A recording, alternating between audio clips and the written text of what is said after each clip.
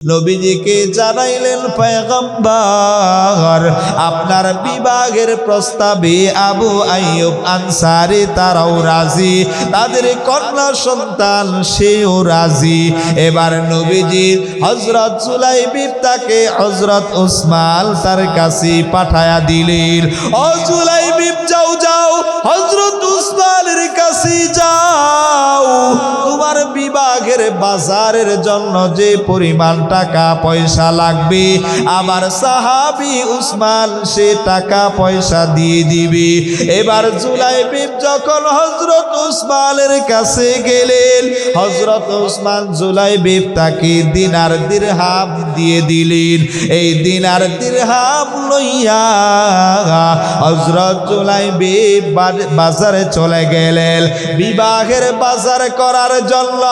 ও মুসলমান দিলের কান লাগায় শুনবেন, ও পুরদারুল দুরালের আম্মা জান, ও যুবক ভাই দিলের কান লাগায় শুনবেন, হযরত জুলাইবিব তার জন্য নবীজি বিবাহের প্রস্তাব দিয়েছেন। হযরত জুলাইবিব তার জন্য বিবাহের বাজারের ব্যবস্থা করেছেন। এবার জুলাইবিব যখন টাকা পয়সা নিয়ে মদিনার বাজারের মধ্যে বিবাহের মাল সামানা কেনা শুরু করলেন, এমন সময় মদিনার বাজারে মায়ার নবীজির একজন সাহাবী ঘোষণা দেওয়া শুরু করলেন, তোমরা কে কোথায় আছো? মায়ার নবীজি যুদ্ধের জন্য রওনা করবেন, সুতরাং তোমরা যারা পারো নবীজির যুদ্ধে শরীক হয়ে যাও। ও মুসলমান, এই ঘটনা এই আওয়াজ শোনার সাথে সাথে হযরত জুলাইবিব টাকা পয়সা গুলো দিয়ে বিবাহের মাল সামানা না কিনে বরং একটা তরবারি কিনছে, একটা ঘোড়া কিনছে। এই তরবারি ঘোড়া ক্রয় করার পর হযরত জুলাইবিব তিনি যুদ্ধের ময়দানে রওনা করেছেন। ও মুসলমান, হযরত জুলাইবিব যুদ্ধের ময়দানে গিয়ে যুদ্ধ করতে করতে 6 জন কাফির তাদেরকে নিহত করে দিয়েছিল। 6 জন কাফির তাদেরকে হত্যা করে ফেলাইছেন। এক পর্যায়ে হযরত জুলাইবিব কাফেরদের আক্রমণে হযরত জুলাইবিব তিনি শাহাদাত বরণ করেছেন। যুদ্ধ শেষ হওয়ার সাথে সাথে মায়ার নবীজি সাহাবীদেরকে বলতে লাগলেন, তোমরা খোঁজ খবর নিয়ে দেখো আমার কোন সাহাবী কোন জায়গায় শহীদ হয়েছেন। মায়ার নবীজির সাহাবায়ে কেরামদের লাশগুলো একত্রিত করা হলো। এক পর্যায়ে দেখা গেল হযরত জুলাইবিব তার লাশ এক কোণারে পড়ে আছে। এক কোণায় হযরত জুলাইবিবের লাশ পড়ে আছে।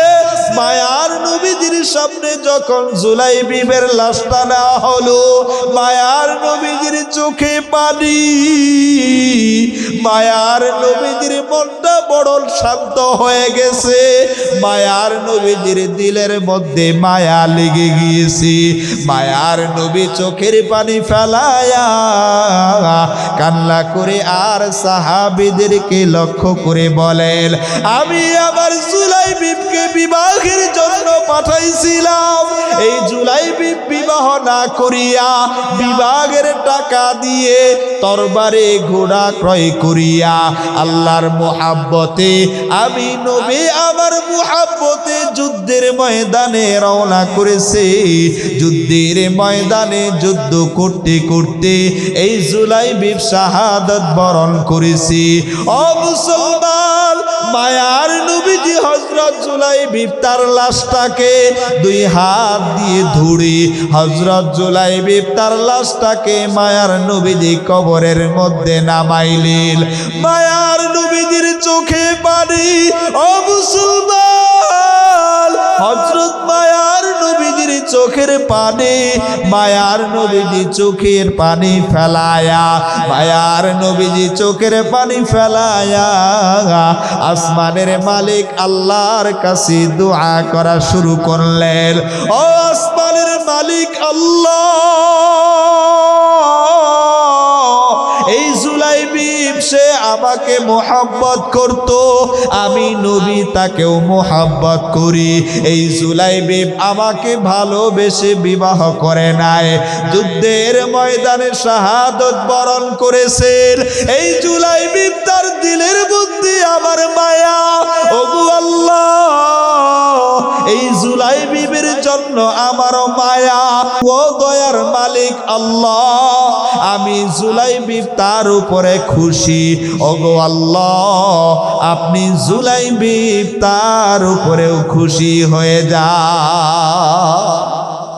সুবহানাল্লাহ। আল্লাহ পাক রব্বুল আলামিন আসমান বানাইছেন। আল্লাহ বলেন নাই আসমানকে আমি আল্লাহ সুন্দর করে বানাইছি। আল্লাহ পাক রব্বুল আলামিন জমিনকে বানাইছেন। আল্লাহ পাক রব্বুল আলামিন বলেন নাই জমিনকে আমি আল্লাহ সুন্দর করে বানাইছি। আল্লাহ পাক রব্বুল আলামিন পাহাড় পর্বতকে বানাইছেন। আল্লাহ পাক রব্বুল আলামিন বলেন নাই পাহাড় পর্বতকে সুন্দর করে বানাইছি। আল্লাহ পাক নদী সাগর এগুলোকে প্রবাহিত করেছেন। আল্লাহ পাক বলেন নাই এগুলোকে সুন্দরভাবে প্রবাহিত করেছি।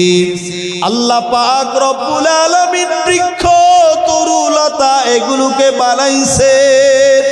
আল্লাহ পাক বলেন নাই সুন্দর করে সুন্দর আকৃতি দিয়ে এগুলোকে বানাইছি। আল্লাহ পাক ফেরেশতাদেরকে বানাইছেন। আল্লাহ পাক বলেন নাই ফেরেশতাদেরকে সুন্দর আকৃতি দিয়ে বানাইছে। আল্লাহ পাক জিন জাতি তাদেরকে বানাইছেন। আল্লাহ পাক বলেন নাই তাদেরকে সুন্দর আকৃতি দিয়ে বানাইছে। আল্লাহ পাক রব্বুল আলামিন পশু পাখি চতুষ্পর্যন্ত এগুলোকে বানাইছেন। আল্লাহ পাক বলেন নাই সুন্দর করে বানাইছি। ও চট্টগ্রামবাসী মুসলমান, ও সন্দ্বীপবাসী মুসলমান, আল্লাহ পাক রব্বুল আলামিন যখন মানুষের ক্ষেত্র এর মধ্যে আসলেন, আল্লাহ পাক বলেন আমি আল্লাহ মানুষকে শুধুমাত্র বানাইছি তা নয়, আমি আল্লাহ মানুষকে বানাইছি শুধুমাত্র তা নয়। আল্লাহ পাক রব্বুল আলামিন বলেন এই মানুষকে আমি আল্লাহ বড় সুন্দর আকৃতিতে, আমি আল্লাহ বড় সুন্দর করে মানুষকে বানাইছি।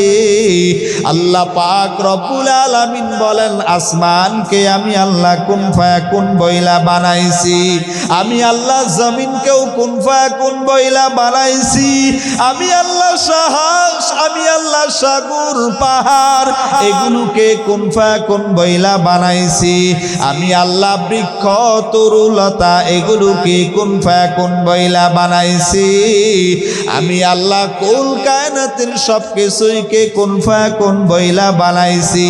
কিন্তু মানুষ যখন আল্লাহ পাক রব্বুল আলামিন বানাইছেন, আল্লাহ পাক বলেন ফেরেশতাদের দল সাবধান সাবধান, মানুষের হাত বানাইবা, পা বানাইবা, মানুষের দেহ বডি বানাইবা, কিন্তু সাবধান সাবধান, মানুষের চেহারা মানুষের কপাল এটা তোমরা বানাইবা না। আল্লাহ পাক রব্বুল আলামিন বলেন খলাকতু বিয়াদাইয়া, আমি আল্লাহ মানুষের দেহ বডি এগুলোকে ফেরেশতাদের মাধ্যমে বানাইছি।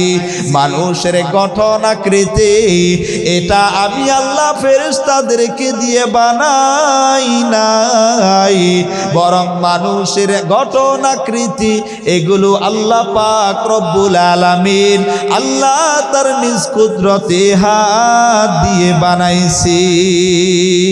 আল্লাহু আকবার।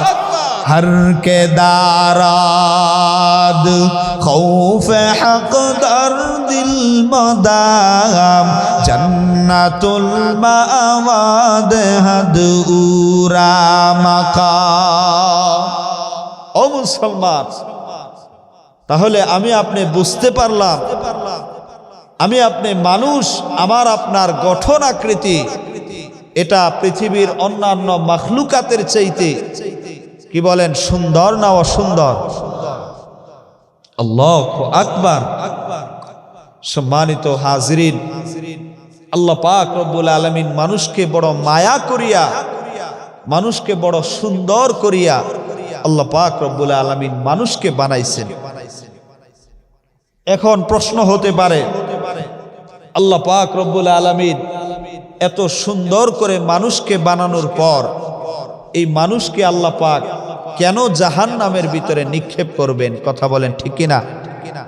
একজন মা, একজন বাবা, তারা তাদের সন্তানদেরকে কি বলেন আগুনের মধ্যে নিক্ষেপ করতে পারে? পিছনের বাবাজিরা একটু জবাব দিবেন, যুবক ভাইয়েরা জবাব দিবেন। একজন মা, একজন বাবা, তারা তাদের সন্তানদেরকে আগুনের মধ্যে ফেলাইতে পারে? আল্লাহ পাক রব্বুল আলামিনের দয়া মায়া মা বাবার চাইতে কম না বেশি?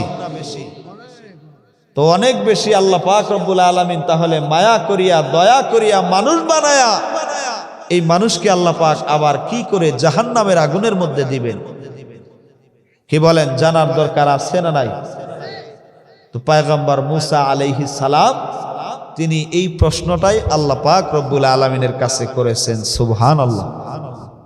আমার আপনার জানতে মন চায় যে ওগো আল্লাহ, এত দয়া করে মায়া করে আল্লাহ আপনি বানাইলেন, আবার আমাকে আপনাকে আল্লাহ আপনি কিভাবে জাহান্নামের মধ্যে দিবেন? কি বলেন, জানতে মন চায় কি চায় না? তো পয়গম্বর মুসা আলাইহিস সালাম তিনি আল্লাহ পাক রব্বুল আলামিনকে জিজ্ঞাসা করলেন, রব্বুল আলামিন আপনি তো বলছেন মানুষের আকৃতি বড় সুন্দর, আপনি বড় সুন্দর করে মানুষকে বানাইছেন, এই সুন্দর মানুষকে আবার জাহান্নামের আগুনের মধ্যে কি করে পুড়াবেন? অথচ একজন মা, একজন বাবা, তারা তাদের সন্তানদেরকে আগুনের মধ্যে ফেলাইতে পারে না। ওগো দয়ার মালিক আল্লাহ, আপনার মায়া, আপনার দয়া মা বাবার চাইতে তো অসীম, আপনি কি করে মানুষকে আগুনের মধ্যে ফেলাবেন জাহান্নামের? আল্লাহ পাক রব্বুল আলামিন পয়গম্বর মুসা, তার মনের মধ্যে কি চলতেছে কি বলেন, বুঝছেন কি বুঝেন নাই? আল্লাহ পাক বললেন, হে মুসা তুমি ধান চাষাবাদ করো। কি করো? আপনারা ঘুমায় যাইতেছেন? খারাপ লাগতেছে? চলবে তো ইনশাআল্লাহ? তো পয়গম্বর মুসা বললেন কি, আর আল্লাহ বললেন কি? আল্লাহ বললেন ধান চাষাবাদ করো। মুসা আলাইহিস সালাম বললেন আপনার বান্দাদেরকে আগুনের মধ্যে ফেলাবেন কেন? কি বলেন, আল্লাহর কথার মধ্যে রহস্য আছে না নাই? তো কি আর করার, আল্লাহ বলছেন ধান চাষাবাদ করার জন্য। পয়গম্বর মুসা এই জন্য একটা জায়গা নির্ধারণ করে ওই জায়গাটাকে সুন্দর করে তৈরি করে ওই জায়গায় ধান রোপণ করে দিলেন। কিছুদিন যাওয়ার পর ওই ধান গাছ এগুলোর আশেপাশে যখন আগাছা জন্ম নিল, পয়গম্বর মুসা রোদে পুড়ে বৃষ্টিতে ভিজে অতি কষ্ট করে ওই আগাছাগুলোকে নিয়ে পরিষ্কার করে দিলেন। এরপর কয়েক মাস যখন অতিবাহিত হয়ে গেল, এরপর ধান গাছে ধান চলে আসলো। এবার পয়গম্বর মুসা ধান গাছের ধানগুলোকে কেটে ধানগুলোকে মাড়াই করার পর পয়গম্বর মুসা ধানগুলোকে ঘরের মাচায় জমা রাখলেন। অপরদিকে খড়কুটা এগুলোকে আগুন দিয়ে পোড়ায়া ফেললেন। এমন সময় আমার আপনার মালিক আল্লাহ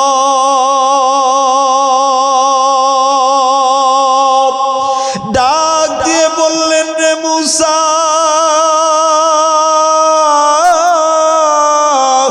এটা তোমার কেমন কাজ? রোদে পুড়ে বৃষ্টিতে ভিজে অতি কষ্টে তুমি ধান চাষাবাদ করলা।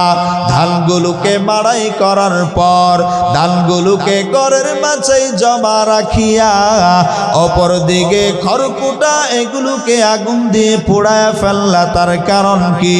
পয়গম্বর মুসা ডেকে ডেকে বলেন, মালিক, ও দয়ার মালিক আল্লাহ, ধান চাষাবাদ করার সময় আমার উদ্দেশ্য ছিল ধানের গাছ নয়, সুতরাং আমি আমার উদ্দেশ্য অনুযায়ী ধানগুলোকে ঘরের মাচায় জমা রেখেছি।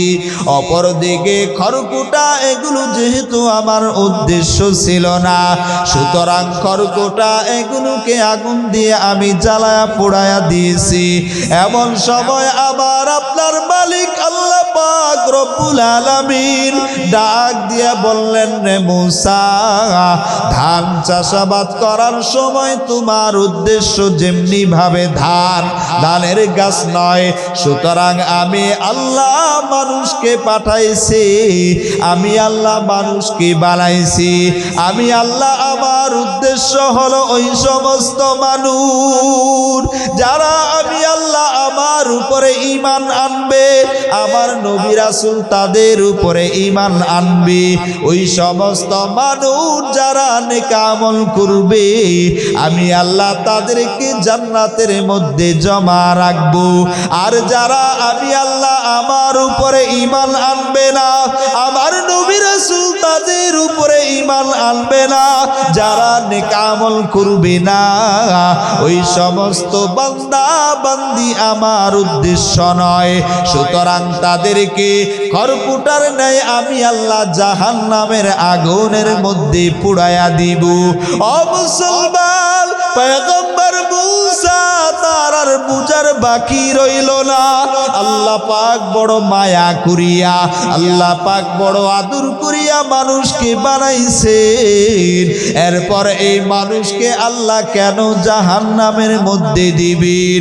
ও সন্দ্বীপবাসী মুসলমান, ও চট্টগ্রামবাসী মুসলমান, সুতরাং আল্লাহ পাক রব্বুল আলামিন তার জান্নাতে আমি আপনি যদি যাইতে চাই, আল্লাহর জাহান্নাম থেকে যদি আমি আপনি বাঁচতে চাই, তাহলে ঈমান আনার পরে যত প্রকার নেক আমল আছে করতে হবে, যত প্রকার গুনাহের কাজ আছে একটাও করা যাবে না। কথা বলেন ঠিক কিনা? হর কে দারাদ খৌফে হক দার দিল মদাম জান্নাতুল মাওয়াদ হাদুরা মাকাম আউলিয়ারা কার উকবা ইখতিয়ার জাহেলারা কার দুনিয়া ইখতিয়ার। ও মুসলমান, সুতরাং আল্লাহ পাক রব্বুল আলামিনের জাহান্নাম থেকে আমার আপনার বাঁচার দরকার আছে না নাই? জাহান্নাম থেকে বাঁচতে চাইলে কি করা লাগবে? ঈমান, নেক আমল এগুলো ঠিক করা লাগবে। কথা বলেন ঠিক কিনা? সম্মানিত হাজরিন, সূরাতুত তিন এর 4 নম্বর আয়াতের মধ্যে আল্লাহ পাক বলেন, সুম্মা রাদাদনাহু আসফালা সাফিলিন। আল্লাহ পাক বলেন, এই মানুষকে আমি সুন্দর আকৃতি দিয়ে বানাইছি ঠিক আছে, কিন্তু এই মানুষকে আবার আমি আল্লাহ নিচ থেকে নিচে আমি আল্লাহ ফেলায়া দেই। বলুন না সুবহানাল্লাহ। তার মানে একটা শিশু বাচ্চা যখন শুরুতে জন্ম নেয়, এই বাচ্চা সুন্দর না অসুন্দর? কিছুদিন যাওয়ার পর এই বাচ্চাটা আরো একটু সুন্দর হয়ে যায়, বয়স যখন আরো বাড়ে আরো সুন্দর হয়, এক পর্যায়ে যখন যৌবন চলে আসে তখন একটা ছেলে একটা মেয়ে আরো সুন্দর হয়ে যায়। এক পর্যায়ে বিবাহ শাদী করার পর এই যুবক এই যুবতী তারা যখন মা বাবা হয়, আস্তে আস্তে আস্তে আস্তে তাদের চুলগুলো কালো ছিল এগুলো পেকে যায়, এই চামড়াগুলো টাইট ছিল এগুলো ঢিলা হয়ে যায়। এক পর্যায়ে দাড়িগুলো পেকে যায়, চুলগুলো পেকে যায়, চামড়াগুলো ঢিলা হয়ে যায়। যেই মানুষটা যৌবনকালে দেখতে অনেক সুন্দর ছিল, ওই মানুষটা বয়স হওয়ার কারণে একটা সময় বুড়া হয়ে দুর্বল হয়ে যায়। কথা বলেন ঠিক কিনা? আল্লাহ পাক সেটাই বলেন, সুম্মা রাদাদনাহু আসফালা সাফিলিন। আল্লাহ পাক বলেন, এই সুন্দর মানুষকে আমি আল্লাহ আবার নিচে থেকে নিচে ফেলায়া দেই। তার মানে এই সুন্দর মানুষটাকে আমি আল্লাহ আবার দুর্বল বানায়া দেই, অসুন্দর বানায়া দেই। তবে হ্যাঁ, এর পরের আয়াতেই আল্লাহ পাক বলেন, ইল্লাল্লাযীনা আমানু ওয়া আমিলুস সালিহাত। তবে যারা ঈমান আনে এবং নেক আমল করে, ফালাহুম আজরুন, তাদের জন্য এমন পুরস্কার রয়েছে, গায়রু মামনুন, যা শেষ হবার নয়, যা কখনোই শেষ হবে না। সম্মানিত হাজরিন, এমন প্রতিদান আল্লাহ পাক রব্বুল আলামিনের পক্ষ থেকে আমার আপনার পাওয়ার দরকার আছে না নাই? আল্লাহ পাক আমাকে আপনাকে এমন উত্তম প্রতিদান আল্লাহ দান করুন, এমন উত্তম প্রতিদান কামাই করার আল্লাহ তৌফিক দান করুন, যেই উত্তম প্রতিদানের মাধ্যমে এই দুনিয়া আখেরাত উভয় জাহানে আমি আপনি শান্তিতে থাকতে পারি। আল্লাহ কবুল করে নেন, সকলেই বলি আমিন। সম্মানিত হাজরিন, এখন কথা হলো, আমাদের ঈমান দুর্বল নাকি সবল, এটা পরীক্ষা করার দরকার আছে না নাই? বুখারী শরীফের 6632 নম্বর হাদিস। এই হাদিসের মধ্যে আসছে, ওয়ান আব্দুল্লাহ ইবনে হিশাম রাদিয়াল্লাহু তাআলা আনহু قال, হযরত আব্দুল্লাহ ইবনে হিশাম তিনি বলেন, কুন্না মা'আন নবী সাল্লাল্লাহু আলাইহি ওয়াসাল্লাম, আমরা একবার মায়ার নবীজির সাথে ছিলাম। ওয়া হুয়া আখিযু বিয়াদি উমর ইবনুল খাত্তাব, মায়ার নবীজি উমর ফারুক রাদিয়াল্লাহু তাআলা আনহু তার হাত ধরা অবস্থায় ছিলেন। فقال له عمر يا رسول الله, অতঃপর উমর ফারুক রাদিয়াল্লাহু তাআলা আনহু মায়ার নবীজিকে বললেন, লা আনতা আহাব্বু ইলাইয়া মিন কুল্লি শাইইন ইল্লা মিন নাফসি। ওগো নবীজি, দুনিয়ার সব কিছুর চাইতে, দুনিয়ার সব মানুষের চাইতে আপনাকে আমি বেশি মোহাব্বত করি, ইল্লা মিন নাফসি, তবে আমার নিজের জানের চাইতে নবীজি আপনাকে আমি বেশি মোহাব্বত করি না। ফাকাল নবী সাল্লাল্লাহু আলাইহি ওয়াসাল্লাম, মায়ার নবীজি সাথে সাথে বললেন, ওগো উমর, না না, তোমার ঈমান এখনো পরিপূর্ণ হয় নাই। মায়ার নবীজি বলেন, ওয়াল্লাযী নাফসি বিয়াদিহি, ওই আল্লাহর নামের কসম, যার হাতে আমায় নবী আমার জাল, ওই আল্লাহর নামের কসম খেয়ে নবীজি বলেন, হাত্তা আকুনা আহাব্বা ইলাইকা মিন নাফসিকা, যতক্ষণ পর্যন্ত তোমার নিজের জানের চাইতে আমি নবী আমাকে বেশি মোহাব্বত না করবা, ততক্ষণ পর্যন্ত তোমার ঈমান পরিপূর্ণ হবে না। ঠিক না? সম্মানিত হাজরিন, বুখারী শরীফের 15 নম্বর হাদিসের মধ্যে আসছে, হযরত আনাস ইবনে মালিক রাদিয়াল্লাহু তাআলা আনহু তিনি বলেন, লা ইউমিনু আহাদুকুম হাত্তা আকুনা আহাব্বা ইলাইহি মিন ওয়ালিদিহি ওয়া ওয়ালাদিহি ওয়ান নাসি আজমাইন। মায়ার নবীজি বলেছেন, নিজের সন্তান, নিজের স্ত্রী, নিজের মা বাবা, এমনকি দুনিয়ার সব মানুষের চাইতে মায়ার নবীজিকে মোহাব্বত ভালোবাসা কম করতে হবে না বেশি? বুখারী শরীফের মধ্যে আসছে 15 নম্বর হাদিসের মধ্যে, নিজের স্ত্রী, নিজের সন্তান, নিজের মা বাবা সবার চাইতে মায়ার নবীজিকে বেশি মোহাব্বত করতে হবে। আর বুখারী শরীফের 6632 নম্বর হাদিসের মধ্যে আসছে মায়ার নবীজিকে মা বাবা সন্তান দুনিয়ার সব মানুষের চাইতেই শুধু মুহাব্বত বেশি করলে হবে না, বরং নিজের জানের চাইতেও নবীজিকে বেশি মুহাব্বত করতে হবে, ঠিক কিনা?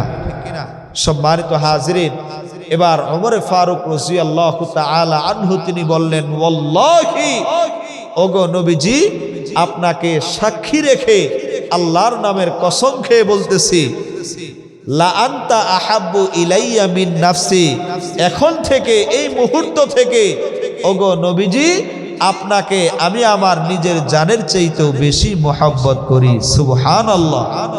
মায়ার নবীজি সাল্লাল্লাহু আলাইহি ওয়াসাল্লাম তখন বললেন, আল আনা ইয়া উমর, ওগো উমর, তোমার ঈমান এতক্ষণে কি হয়েছে?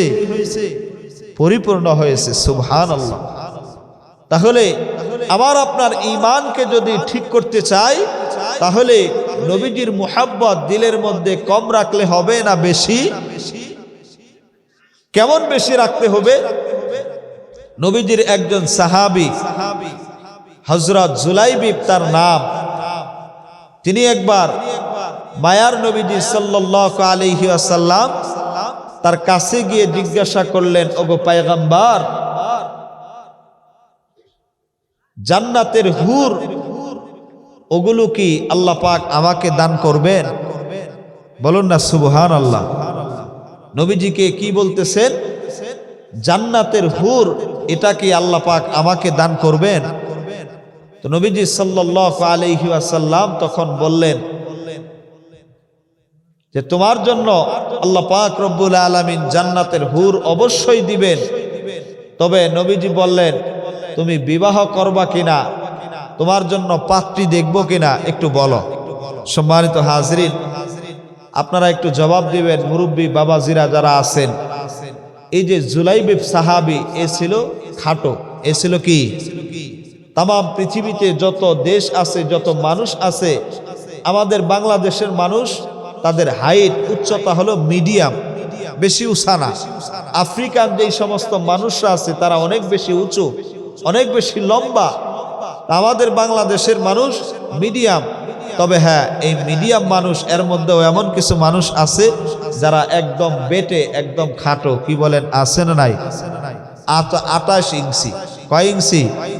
28 ইঞ্চি, 30 ইঞ্চি, 32 ইঞ্চি। কি বলেন, এমন মানুষ আছে না নাই? তো এই যে দেখবেন আপনাদের এই মসজিদে যদি এই 28 ইঞ্চি, 30 ইঞ্চি, 32 ইঞ্চি দাদা যারা আছেন, নানা যারা আছেন, আপনাদের নাতিরা যদি মসজিদে আসে, এইরকম বয়স হয়েছে, তার কাছে কেউ বিবাহ দেয় না, তখন দাদারা নানারা এই নাতিদেরকে নিয়ে কি করে? মস্কারা করে। কি বলেন, করে কি করে না? একটু ইত্রামি করে, ইয়ার কি করে, যে নাতি বিয়ার বয়স হয়েছে, বিবাহ করাবো কিনা? তো নাতিরা কি বলে, দাদা এই বিয়ার বয়স হয়েছে কি না হয়েছে এটা তো আমার চাইতে তোমরাই ভালো জানো। তার মানে নাতি কি করতে? বিবাহ করতে রাজি। তো সম্মানিত হাজিরিন, নবীজির যত সাহাবী ছিলেন, এই সাহাবীদের মধ্যে একজন সাহাবী ছিলেন একদম বেটে, একদম কালো, খাটো, গঠন আকৃতিও বেশি কি না, ভালো না। আবার মা বাবা জন্মের আগেই কি করছেন? মানে মা বাবা জন্মের আগেই মারা গেছেন, বলতে জন্মের পরে মা বাবা হারায় গেছে।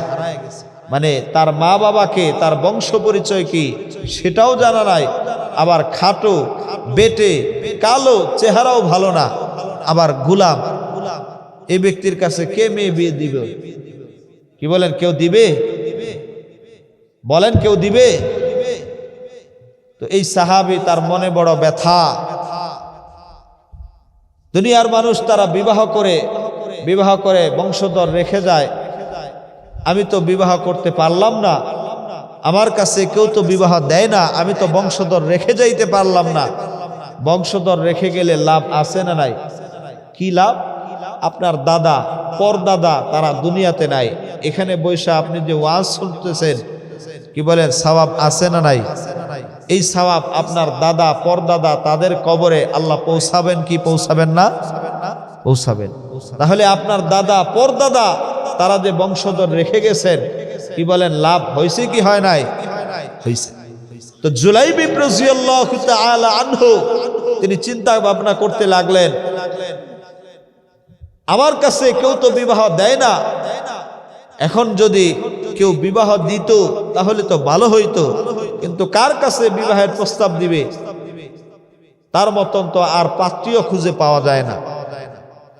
তাই তো জুলাইবিব মনটা খারাপ করে নবীজিকে জিজ্ঞাসা করলেন, ওগো নবীজি, দুনিয়াতে তো বিবাহ করতে পারলাম না, আল্লাহ পাক কি জান্নাতের হুর আমার জন্য দিবেন? কি বলেন, নবীজি বুঝার বাকি রইছে?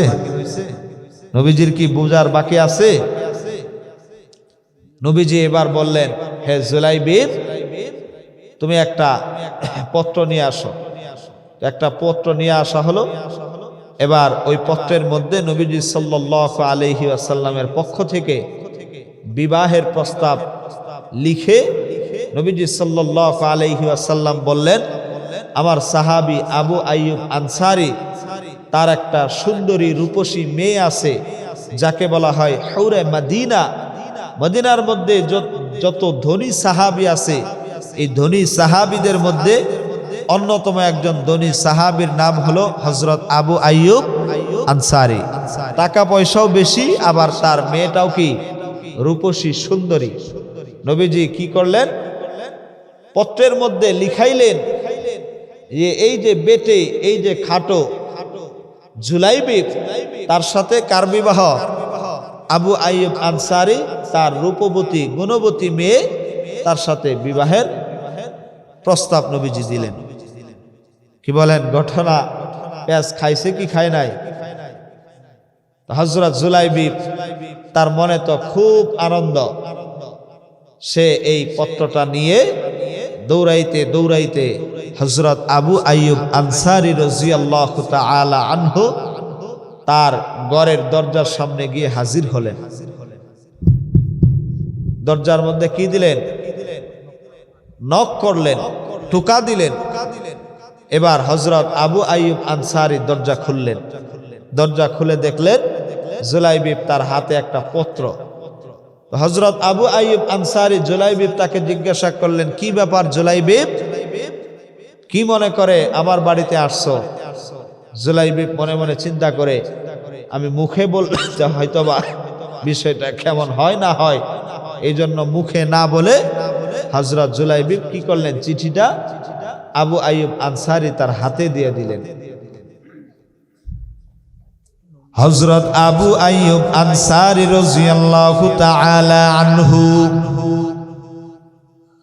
জুলাইবিব তার চিঠিটা হাতে নিয়ে খুলে দেখলেন, মায়ার নবীজি আবু আইয়ুব আনসারী তার মেয়ের বিবাহের প্রস্তাব পাঠাইছেন।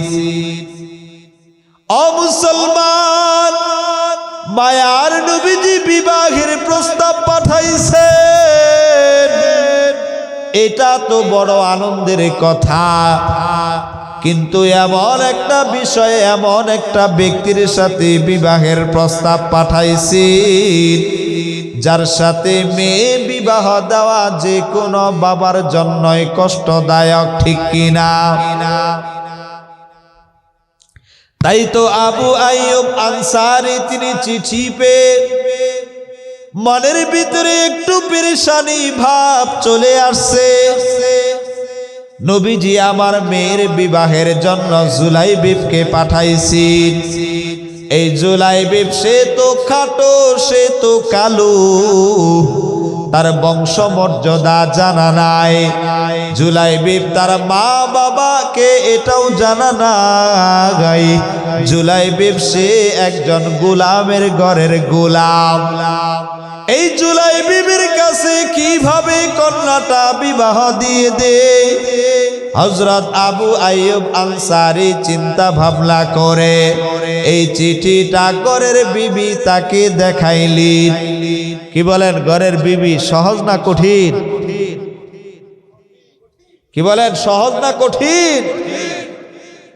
বিবি তার কাছে যখন এই চিঠি দিলেন যে দেখো নবীজি বিবাহের প্রস্তাব পাঠাইছে, ঘরের বিবি দেখে বলে, আমার মেয়েটা মদিনার মধ্যে সবচেয়ে বেশি সুন্দরী হেউরে মাদিনা, আমার এই সুন্দরী মেয়েটাকে এই খাটো কালো এই গুলাম জুলাইবিব তার কাছে বিবাহ দিতে পারবো না। কি বলেন, ঘটনা পেঁচ খাইছে কি খায় নাই? হযরত জুলাইবিব বাহির থেকে এই কথা শুনছে কি শুনে নাই? ও বাবাজি, দিলের কান লাগায়া শোনার চেষ্টা করবেন। হযরত জুলাইবিব বাহির থেকে এই কথা শোনার পর মনের ভিতরে ব্যথা লইয়া মায়ার নবীজির দিকে রওনা করলেন। হযরত জুলাইবিব তার মনের ভিতরে ব্যথা, আমার কাছে কেউ তাদের কন্যা সন্তানদেরকে বিবাহ দিতে চায় না। মায়ার নবীজি একটা বিবাহের প্রস্তাব পাঠাইলেন, কিন্তু নবীজির এই সাহাবী তারাও বিবাহের মধ্যে রাজি হতে চায় না। এই ব্যথা নিয়ে জুলাইবিব যখন নবীজির দরবারের দিকে রওনা, এমন সময় ভিতর থেকে আবু আইয়ুব আনসারী তার কন্যা সন্তান ডেকে ডেকে বলেন, ওগো মা, ওগো বাবা, আপনারা দুইজনে মিলে কি কথা বলতেছেন? আবু আইয়ুব আনসারী তার কন্যা সন্তানকে ডেকে ডেকে বলেন, রে মা, ও আমাদের আদরের কন্যা সন্তান, তোমার জন্য মায়ার নবীজি বিবাহের প্রস্তাব পাঠাইছেন। এই কথা শোনার সাথে সাথে আবু আইয়ুব আনসারী তার কন্যা সন্তান খুশি হয়ে গেলেন, বলতেছেন, ওগো আব্বা জান, ওগো আব্বা জান, মায়ার নবীজি আমার জন্য বিবাহের প্রস্তাব পাঠাইছেন, এটা তো আমার জন্য বড় খুশির কথা। ও মুসলমান, এমন সময় আবু আইয়ুব আনসারী তার কন্যা সন্তানকে ডেকে বললেন, রে সন্তান, নবীজি বিবাহের প্রস্তাব পাঠাইছেন ভালো কথা, তবে এমন একজন সন্তানের সাথে বিবাহের প্রস্তাব পাঠাইছেন যেই পাত্র সে হলো খাটো, দেখতেও কালো, গায়ের রং ভালো না, চেহারা আকৃতিও ভালো না, তার বংশধর এটাও জানা নাই, সে একজন গোলাম। ওগো মা, তাকে তুমি কিভাবে বিবাহ করবা? আবু আইয়ুব আনসারী তার কন্যা সন্তান ডেকে বলেন, রে বাবা, ওগো আম্মা জান, আপনারা কি ভুলে গিয়েছেন নাকি আপনাদের কাছে আমার জন্য দুনিয়ার অন্যান্য কোনো মানুষ বিবাহের প্রস্তাব পাঠায় নাই, বরং আমার বিবাহের জন্য রহমাতুল লিল আলামিন তিনি বিবাহের প্রস্তাব পাঠাইছেন। সুতরাং এই জায়গায় না করার সুযোগ না গায়, আপনি মায়ার নবীজিকে জানায়া দেন, নবীজির এই বিবাহের প্রস্তাবে আমি আবু আইয়ুব আনসারীর কন্যা হাসি মুখে রাজি হয়ে গেলাম। ও মুসলমান, আবু আইয়ুব আনসারী আর না দেরি করে তাৎক্ষণিক দৌড়াইয়া হযরত জুলাইবিব তাকে ধরলেন। এরপর জুলাইবিবকে ডেকে ডেকে বললেন, রে বাবাজি, আমার কন্যা সন্তান এই বিবাহের সম্মতি প্রকাশ করেছেন, সুতরাং তুমি আর দেরি না করিয়া তাড়াতাড়ি নবীজির কাছে গিয়ে জানায়া দাও, আমার কন্যা সন্তান সে যেহেতু রাজি, আমি বাবা আমিও রাজি, সুতরাং তাড়াতাড়ি বিবাহের প্রস্তাব গ্রহণ করিয়া তাড়াতাড়ি বিবাহের জন্য প্রস্তুতি গ্রহণ করে নাও। ও মুসলমান, জুলাইবিব তার মনের ভিতরে আনন্দ। হযরত জুলাইবিব দৌড়াইয়া মায়ার নবীজির কাছে গেলেন, নবীজিকে জানাইলেন, পয়গম্বর, আপনার বিবাহের প্রস্তাবে আবু আইয়ুব আনসারী তারাও রাজি, তাদের কন্যা সন্তান সেও রাজি। এবার নবীজি হযরত জুলাইবিব তাকে হযরত উসমান তার কাছে পাঠায়া দিলেন। ও জুলাইবিব, যাও হযরত উসমানের কাছে যাও, তোমার বিবাহের বিবাহের বাজারের জন্য যে পরিমাণ টাকা পয়সা লাগবে আমার সাহাবী উসমান সে টাকা পয়সা দিয়ে দিবে। এবার জুলাইবিব যখন হযরত উসমানের কাছে গেলেন, হযরত উসমান জুলাইবিব তাকে দিনার দিরহাম দিয়ে দিলেন। এই দিনার দিরহাম লইয়া হযরত জুলাইবিব বাজারে চলে গেলেন বিবাহের বাজার করার জন্য। ও মুসলমান দিলের কান লাগায় শুনবেন, ও বুরদারুল দুরালের আম্মা জান, ও যুবক ভাই দিলের কান লাগায় শুনবেন, হযরত জুলাইবিব তার জন্য নবীজি বিবাহের প্রস্তাব দিয়েছেন। হযরত জুলাইবিব তার জন্য বিবাহের বাজারের ব্যবস্থা করেছেন। এবার জুলাইবিব যখন টাকা পয়সা নিয়ে মদিনার বাজারের মধ্যে বিবাহের মাল সামানা কেনা শুরু করলেন। এমন সময় মদিনার বাজারে মায়ার নবীজির একজন সাহাবী ঘোষণা দেওয়া শুরু করলেন, তোমরা কে কোথায় আছো? মায়ার নবীজি যুদ্ধের জন্য রওনা করবেন, সুতরাং তোমরা যারা পারো নবীজির যুদ্ধে শরীক হয়ে যাও। ও মুসলমান, এই ঘটনা এই আওয়াজ শোনার সাথে সাথে হযরত জুলাইবিব টাকা পয়সাগুলো দিয়ে বিবাহের মাল সামানা না কিনে বরং একটা তরবারি কিনছে, একটা ঘোড়া কিনছে। এই তরবারি ঘোড়া ক্রয় করার পর হযরত জুলাইবিব তিনি যুদ্ধের ময়দানে রওনা করেছেন। ও মুসলমান, হযরত জুলাইবিব যুদ্ধের ময়দানে গিয়ে যুদ্ধ করতে করতে 6 জন কাফির তাদেরকে নিহত করে দিয়েছেন। 6 জন কাফির তাদেরকে হত্যা করে ফেলাইছেন। এক পর্যায়ে হযরত জুলাইবিব কাফেরদের আক্রমণে হযরত জুলাইবিব তিনি শাহাদাত বরণ করেছেন। যুদ্ধ শেষ হওয়ার সাথে সাথে মায়ার নবীজি সাহাবীদেরকে বলতে লাগলেন, তোমরা খোঁজ খবর নিয়ে দেখো আমার কোন সাহাবী কোন জায়গায় শহীদ হয়েছেন। মায়ার নবীজির সাহাবায়ে কেরামদের লাশগুলো একত্রিত করা হলো। এক পর্যায়ে দেখা গেল হযরত জুলাইবিব তার লাশ এক কোণারে পড়ে আছে। এক কোণায় হযরত জুলাইবিবের লাশ পড়ে আছে। মায়ার নবীজির সামনে যখন জুলাইবিবের লাশটা নেওয়া হলো, মায়ার নবীজির চোখে পানি। মায়ার নবীজির মনটা বড় শান্ত হয়ে গেছে। মায়ার নবীজির দিলের মধ্যে মায়া লেগে গিয়েছে। মায়ার নবী চোখের পানি ফেলায়া কান্না করে আর সাহাবীদেরকে লক্ষ্য করে বলেন, আমি আমার জুলাইবিবকে বিবাহের জন্য পাঠাইছিলাম। এই জুলাইবিব বিবাহ না করিয়া বিবাহের টাকা দিয়ে তরবারে ঘোড়া ক্রয় করিয়া আল্লাহর মুহাব্বতে আমি নবী আমার মুহাব্বতে যুদ্ধের ময়দানে রওনা করেছে। যুদ্ধের ময়দানে যুদ্ধ করতে করতে এই জুলাইবিব শাহাদাত বরণ করেছে। ও মুসলমান, মায়ার নবীজি হযরত জুলাইবিব তার লাশটাকে 2 হাত দিয়ে ধরে হযরত জুলাইবিব তার লাশটাকে মায়ার নবীজি কবরের মধ্যে নামাইলেন। মায়ার নবীজির চোখে পানি। ও মুসলমান, হযরত মায়ার নবীজির চোখের পানি, মায়ার নবীজি চোখের পানি ফেলায়া, মায়ার নবীজি চোখের পানি ফেলায়া আসমানের মালিক আল্লাহর কাছে দোয়া করা শুরু করলেন। ও আসমানের মালিক আল্লাহ, এই জুলাইবিব সে আমাকে মোহাব্বত করত, আমি নবী তাকেও মোহাব্বত করি। এই জুলাইবিব আমাকে ভালোবেসে বিবাহ করে নাই, যুদ্ধের ময়দানে শাহাদাত বরণ করেছেন।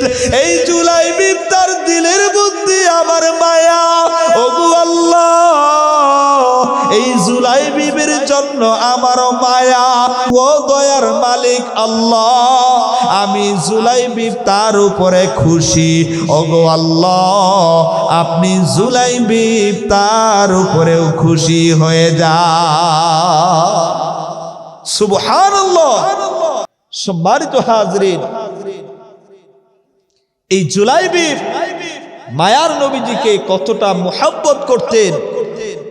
নবীজি বিবাহের জন্য বলেছেন, বিবাহ না করে আমার নবীজি যুদ্ধের ময়দানে যাবেন, আর নবীজির উপরে কাফেররা আক্রমণ করবে, আর আমি জুলাইবিব বিবাহ করে আমি বাসর করব, এটা হতে পারে না।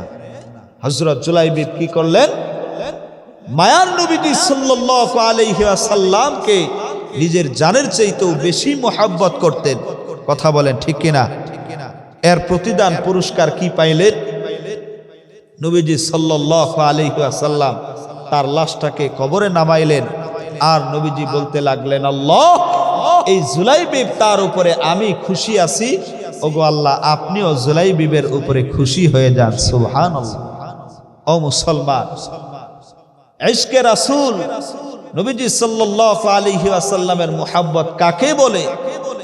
আমি আপনি যদি নবীজির মুহাব্বত নিয়ে কবরে যাইতে পারি, কি বলেন, আমার আপনার কবরটাকে জান্নাতের বাগান বানায়া দিবেন একজন, তিনি কে?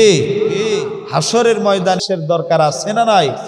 ও মুসলমান, আল্লাহ পাক রব্বুল আলামিন বলেন, ইল্লাল্লাযীনা আমানু ওয়া আমিলুস সালিহাত। আল্লাহ সুন্দর করে মানুষ বানাইছেন, এই মানুষকে আল্লাহ পাক রব্বুল আলামিন আবার অসুন্দর বানায়া কবরের মধ্যে নেন।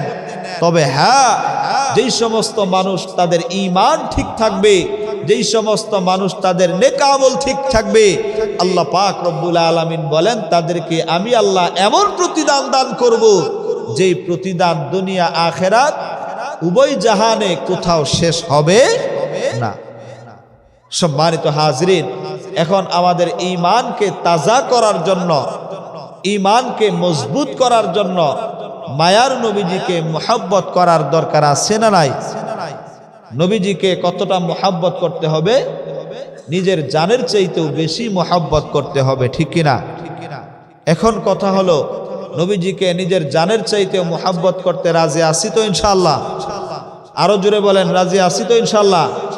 কারা কারা নবীজিকে নিজের জানের চাইতেও বেশি মুহাব্বত করতে রাজি আছি? দু হাত উঁচু করে দেখান। লিল্লাহে তাকবীর, নারায়ে তাকবীর, লিল্লাহে তাকবীর, নারায়ে তাকবীর। ও মুসলমান ইমানদার, ও পর্দার অন্তরালের আম্মা জান, আমি আলোচনা শেষ করে দিব, অল্প সময়ের মধ্যে আলোচনা গুছায়া আনবো। মায়ার নবীজি হাদিসের মধ্যে বলেন, মান আহাব্বা সুন্নতি ফাকাদ আহাব্বানি ওয়া মান আহাব্বানি কানা মাই ফিল জান্নাহ। ও মুসলমান, সাহাবায়ে কেরাম তারা মায়ার নবীজিকে পেয়েছিলেন, এই জন্য তারা মায়ার নবীজির মুহাব্বত ভালোবাসা সরাসরি সাহাবায়ে কেরাম তারা প্রকাশ করতে পেরেছেন। এখন যেহেতু নবীজি দুনিয়ার বুকে নাই, আমি আপনি মায়ার নবীজির মুহাব্বত কিভাবে প্রকাশ করব? এটার জন্য নবীজি বলেন, মান আহাব্বা সুন্নতি ফাকাদ আহাব্বানি। যে ব্যক্তি আমি নবী আমার সুন্নতকে মুহাব্বত করবে, সে কেমন যেন আমি নবী আমাকে মুহাব্বত করলো। ওয়া মান আহাব্বানি কানা মাই ফিল জান্নাহ। আর যে ব্যক্তি আমার সুন্নতকে মুহাব্বত করবে, সে কেমন যেন আমাকে ভালোবাসলো, মুহাব্বত করলো। আর যে ব্যক্তি আমাকে মুহাব্বত করবে, কাল হাসরের ময়দানে আমি নবী এবং সেই ব্যক্তি একই জান্নাতে পাশাপাশি থাকবো। আল্লাহু আকবার। ও সন্দীপবাসী মুসলমান, আল্লাহ পাক রব্বুল আলামিনের মায়ার নবী, তার সাথে একই জান্নাত জান্নাতে আমি আপনি থাকতে চাই, একই জান্নাতে মায়ার নবীদের সাথে বসবাস করতে চাই।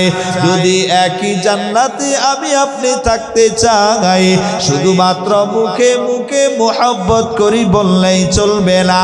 আল্লাহ পাক বলেন মা আতাকুমুর রাসূলু ফাখুযু। ও দুনিয়ার মানুষ, আল্লাহ পাক বলেন মায়ার নবীজি আল্লাহ পাকের পক্ষ থেকে যেই সমস্ত বিষয়ে আদেশ প্রাপ্ত হয়েছিল ওই সমস্ত বিষয়ের উপরে আমল করতে হবে। ওয়ামা নাহাকুম আনহু ফান্তাহু। আল্লাহর পক্ষ থেকে নবীজি যেই সমস্ত বিষয়ে নিষেধ করেছেন ওই সমস্ত বিষয় থেকে নিজেদেরকে বিরত রাখা লাগবে।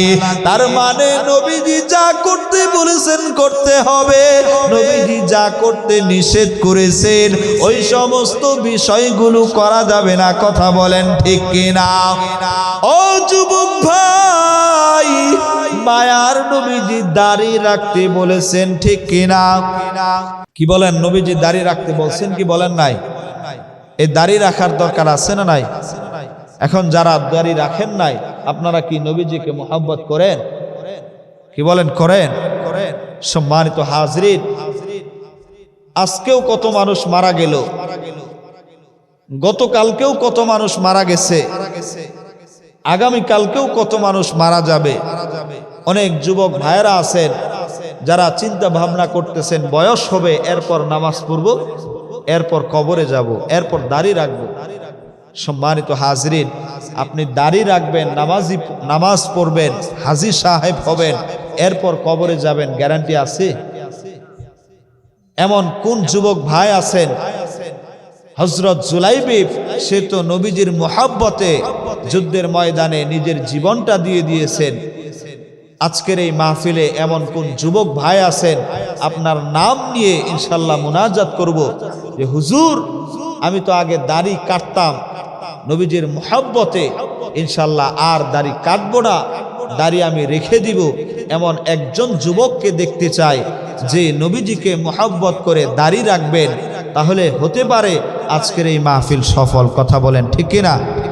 মনে মনে সিদ্ধান্ত নেন, আর কখনো দাড়ি কাটবেন না, ছাঁটবেন না, এক মুষ্টি দাড়ি রাখবেন, এর অতিরিক্ত যেটা সেটাকে আপনারা ছাঁটবেন। ইনশাল্লাহ আপনাদের জন্য প্রাণ খুলে দোয়া করে যাব। আজকের এই ফুটেজ আল্লাহ চাহে তো হাসরের ময়দানে আমার আপনার নাজাতের জন্য উসিলা হয়, আল্লাহ কবুল করে নেন, আমিন। সম্মানিত হাজরিন, সাহাবায়ে কেরাম নবীজিকে নিজের জানের চাইতেও মুহাব্বত করতেন বেশি। যারা দাড়ি রাখেন না তাদেরকে তো বললাম।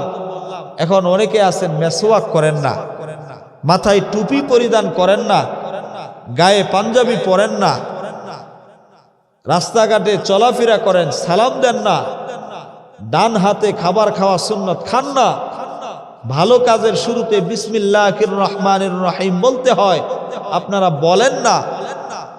খারাপ কাজ বাম দিক থেকে বাম হাত দিয়ে করতে হয়, অনেক খারাপ কাজ আছে ডান হাতে করেন, আবার অনেক ভালো কাজ আছে বাম হাত দিয়ে করেন।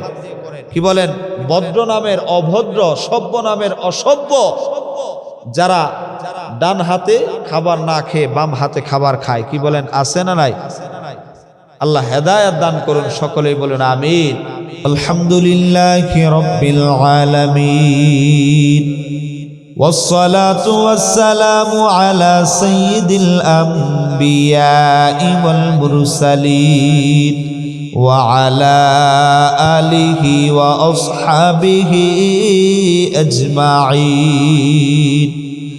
ربنا ظلمنا أنفسنا وإن لم تغفر لنا وترحمنا لنكونن من الخاسرين.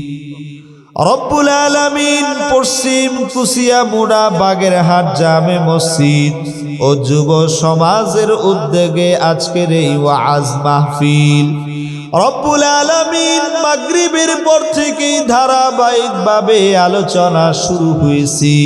যেই সমস্ত আলোচক বৃন্দগণ আলোচনা করেছেন, যেই সমস্ত শ্রোতা বৃন্দ আলোচনা শুনেছেন, পর্দার অন্তরালে যে সমস্ত মা বোনরা আলোচনা শুনেছেন, রব্বুল আলামিন মেহেরবানি করিয়া প্রত্যেকের আলোচনার ভুল ত্রুটিগুলোকে ক্ষমা করিয়া প্রত্যেকের আলোচনাগুলোকে আপনি কবুল করিয়া নিন।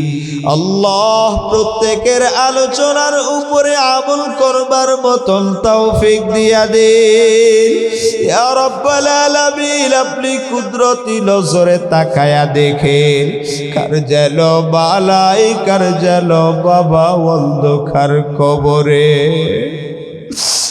আল্লাহ আমার তো বাবা নাই, অনেকের মা নাই, অনেকের বাবা নাই। আল্লাহ যখন মা বাবা ছিল, সন্তান মা বাবার খেদমত গুরুত্ব বুঝে নাই। এখন মা বাবা নাই, মা বাবার খেদমত, মা বাবার গুরুত্ব বুঝে আসছে। ও দয়ার মালিক আল্লাহ,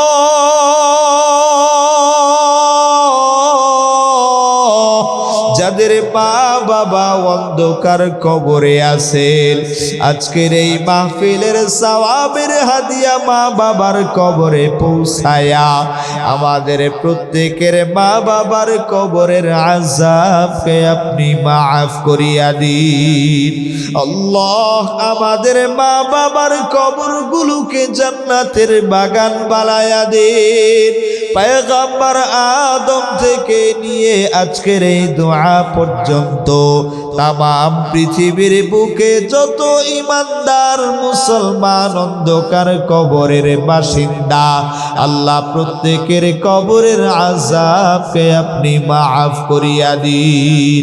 আল্লাহ প্রত্যেকের কবরগুলোকে জান্নাতের বাগান বানায়া দিন ইয়া রাব্বাল আলামিন। পশ্চিম কুশিয়া মুড়া বাগেরহাট সন্দ্বীপ এলাকার মাটির নিচে আরো যত ঈমানদার মুসলমান অন্ধকার কবরের বাসিন্দা, আজকের এই মাহফিলকে উসিলা করিয়া মাইকের আওয়াজ যত দূর যাইতেছে, রব্বুল আলামিন প্রত্যেকের কবরের আযাবকে মাফ করিয়া প্রত্যেকের কবরগুলোকে জান্নাতের বাগান বানায়া দিন ইয়া রাব্বাল আলামিন। মেহেরবানি করিয়া আমরা যারা হাত বাড়াইলাম, আমাদের মধ্যে যারা অসুস্থ আছেন, এই এলাকার মধ্যে যারা অসুস্থ আছেন, আমাদের আত্মীয় স্বজনদের মধ্যে যারা অসুস্থ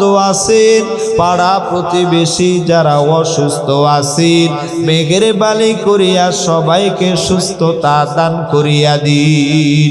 আল্লাহ অত্র মসজিদের সম্মানিত সভাপতি সাহেব, আল্লাহ সভাপতি সাহেব তিনি অসুস্থ, মেহেরবানি করিয়া সভাপতি সাহেব তাকে আপনি সুস্থ বানায়া দিন। আল্লাহ এই মসজিদ কমিটি যুবক যারা আজকের এই মাহফিলের আয়োজন করেছেন, আল্লাহ তাদের সবাইকে উত্তম পুরস্কার বিনিময়ে বদলা আপনি দান করিয়া দিন। আল্লাহ যারা টাকা দিয়ে, পয়সা দিয়ে, বুদ্ধি পরামর্শ দিয়ে, যারা যেইভাবে এই মাহফিলের জন্য সহযোগিতা করেছেন, আল্লাহ প্রত্যেকের সহযোগিতাগুলোকে আপনি কবুল করিয়া নিন। এই সহযোগিতাকে ওয়াসুলা করিয়া আল্লাহ প্রত্যেকের আমলনামায় ভরপুর নেকি আপনি দান করিয়া দেন।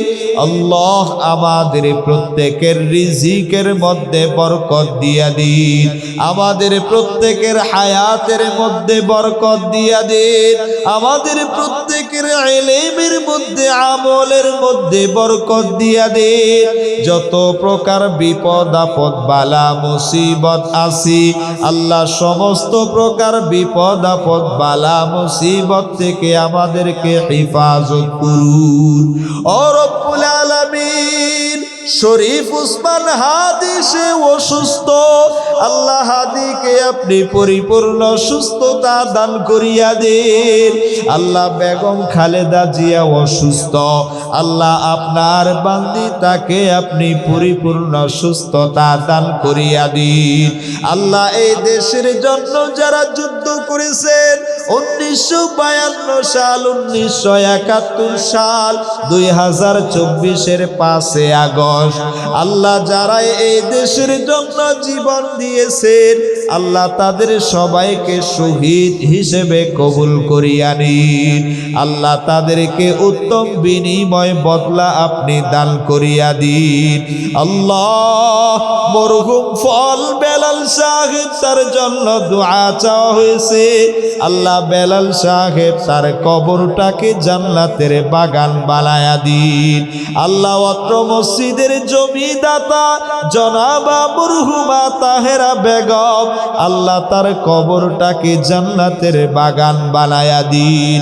মরহুম মোহাম্মদ আলী এবং মরহুম আনিসুর রহমান তাদের কবরগুলোকেও জান্নাতের বাগান বানায়া দিন। মরহুম মামুন ফেরদৌস স্বপন তার কবরটাকেও জান্নাতের বাগান বানায়া দিন। আল্লাহ এই এলাকার যত প্রবাসী ভাই আছে প্রবাসী নিরাপদের সহিত যেন থাকতে পারেন, আবার পুনরায় যেন দেশে ফিরতে পারে আপনি কবুল করিয়া নিন। এই এলাকার সমস্ত প্রবাসী ভাই আল্লাহ তাদেরকে সুস্থতার সহিত দীর্ঘ অনেক হায়াত আপনি দান করিয়া দিন। আল্লাহ আনোয়ার ভাই তার মেয়ে অসুস্থ, তাকে সুস্থতা দিয়া দিন।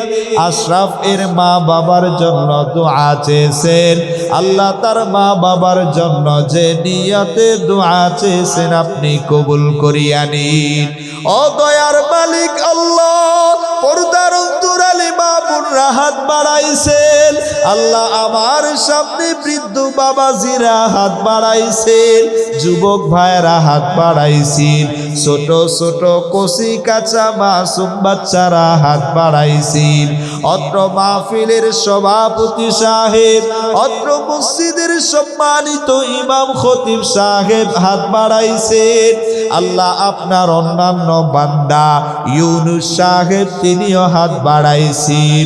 ওগো আল্লাহ, আমাদের মধ্য হতে যার হাতখানা পছন্দ হয় তার হাতখানের উসিলায় আজকের এই মুনাজাতকে আপনি কবুল করিয়া নিন। সর্বোপরি নবীজির উসিলায় আজকের দোয়াকে আপনি কবুল করিয়া নিন। রব্বুল আলামিন কারি মুহাম্মদ ফখরুল ইসলাম সাহেব আপনার বান্দা দীর্ঘ 12 বছর যাবত এই মসজিদের খেদমত করে আসতেছেন। ওগো আল্লাহ, ভবিষ্যতেও যেন আরো সুন্দরভাবে খেদমত করতে পারেন। আল্লাহ ফখরুল ইসলাম সাহেব তাকে সুস্থতার সহিত দীর্ঘ অনেক হায়াত আপনি দান করিয়া দিন। আল্লাহ তার সন্তানগুলো মাদ্রাসায় পড়ালেখা করে আল্লাহ তার সন্তানগুলোকে কোরআনের হাফেজ আলেম হিসেবে আপনি কবুল করিয়া নিন। আল্লাহ ইউনুস সাহেব তিনি মাদ্রাসা দিয়েছেন, তার ইচ্ছা ছেলেরা যেন বাংলা অঙ্ক ইংরেজি এগুলোর সাথে সাথে কোরআনের বিদ্যায় বিদ্যান হতে পারে, অলরাউন্ডার যেন হতে পারে। এমন করে এলাকার ছেলে মেয়ে তাদেরকে গড়ে তোলার তার ইচ্ছা। আল্লাহ মেহেরবানি করিয়া তার প্রতিষ্ঠান, তার শিক্ষক, আল্লাহ তার ছাত্র ছাত্রী তাদেরকে কোরআনের জন্য আপনি কবুল করিয়া নিন। আল্লাহ আমাদের প্রত্যেকের সন্তানগুলোকে নেক সন্তান হিসেবে কবুল করিয়া নিন। নবীজির উসিলায় আজকের দোয়াকে আপনি কবুল করিয়া নিন। সুবহানা রাব্বিকা রাব্বিল ইজ্জাতি আম্মা ইয়াসিফুন ওয়া সালামুন আলাল মুরসালিন। আমিন আমিন। وجعل آخر كلمتنا عند الموت لا إله إلا الله محمد رسول الله.